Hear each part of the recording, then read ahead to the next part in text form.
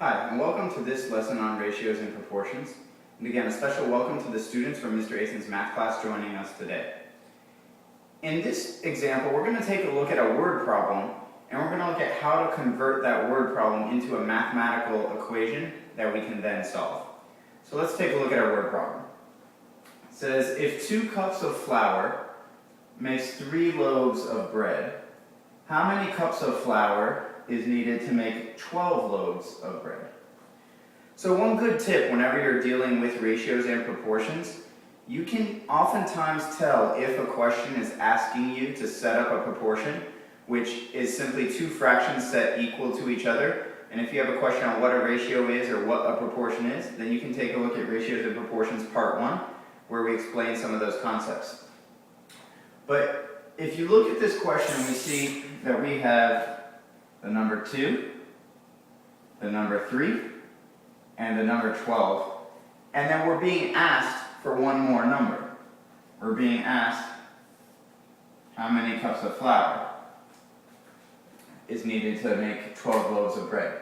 So, anytime in a question you see that you have 3 numbers given and you're being asked for a 4th, that's oftentimes an indication that you're going to be setting up a proportion, because a proportion, 2 fractions set equal to each other, is simply going to be 3 known values and then 1 unknown value, or your x value, and that's what you're being asked for in the question.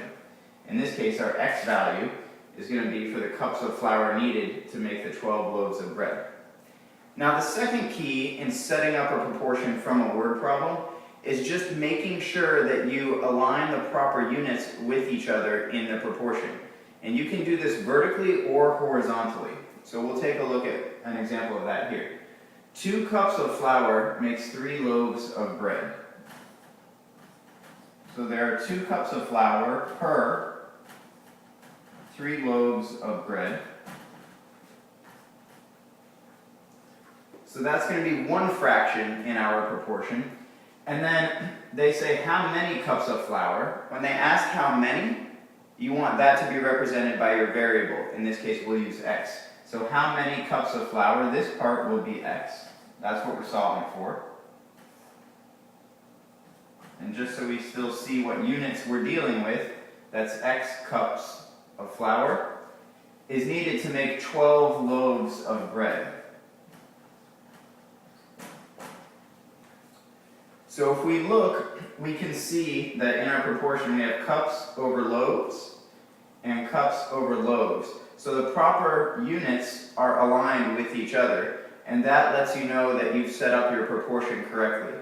So until you get comfortable with dealing with word problems and converting them into a proportion in order to solve, my recommendation is that you go ahead and write down the units so that you can see that the appropriate units, in this case cups and loaves, that the appropriate units line up with each other to know that you've set up your fractions correctly.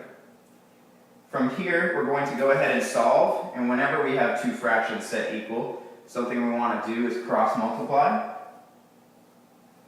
So we have 2 times 12 and 3 times x.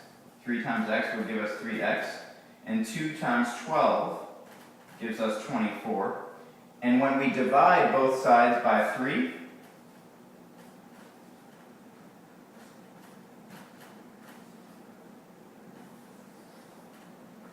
we get x equals 8, which means that there would be 8 cups of flour needed in order to make 12 loaves of bread in response to this question.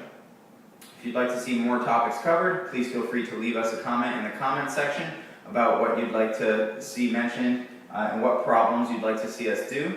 Otherwise, feel free to visit our website at www.sandersontestprep.com. The link is in the description below. Thanks.